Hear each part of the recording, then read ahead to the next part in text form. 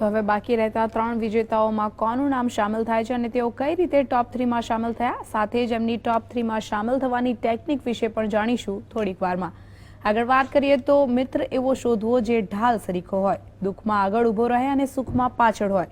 આ જાણીતી કહેવત બનાસકાંઠા જિલ્લામાં વસતા ડુંગરી ગરાસિયા અને ભીલ ગરાસિયા સમુદાય માટે ફિટ બેસે છે, કેમ કે આ સમુદાયમાં જે મિત્રએ મિત્રની મદદ કરી હોય તેનું નામ જીવનભર પોતાના પહેરવેશમાં લખાવીને આજીવન મિત્રતાને યાદ રખાય છે.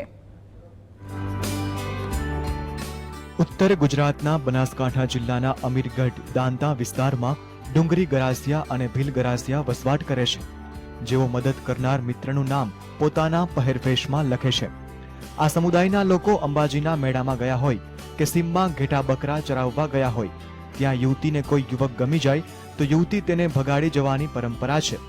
આ યુવતી જે યુવકને ભગાડીને લઈ જાય તેમાં જે સાથી મિત્ર તેની મદદગાર બને તેનું નામ પોતાના વસ્ત્રો પર કંડારે છે.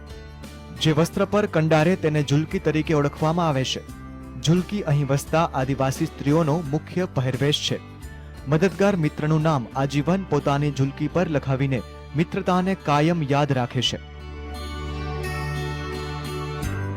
ભગાડી લઈ જનાર યુવતી વર્ષો સુધી સાથે રહે છે. માતા પિતાને મિત્ર મારફત સંદેશો પહોંચાડે છે. પરિવારને સંદેશો મળતાની સાથે પરિવાર પોતાની દીકરીને શોધીને તેણે શોધેલા મૂર્તિયા સાથે લગ્ન કરાવે છે. પહેલા ગુજરાતીમાં પોતાના મિત્રનું નામ લખાવવાની પરંપરા હતી, પણ આજે સાચી મિત્રતાનો ભાવ દર્શન કરાવવા અભણ બહેનો પણ અંગ્રેજીમાં નામ લખાવીને પોતાની મિત્રતાને કાયમ રાખે છે. વર્ષો વીતી ગયા, પરંતુ આજે પણ આદિવાસી સમુદાય મિત્રના નામને પોતાના વસ્ત્રો સાથે ગૂંથીને જીવનભરનું સંભારણું બનાવવાની આ પરંપરા સાચી ફ્રેન્ડશીપની આજીવન ઉજવણી છે.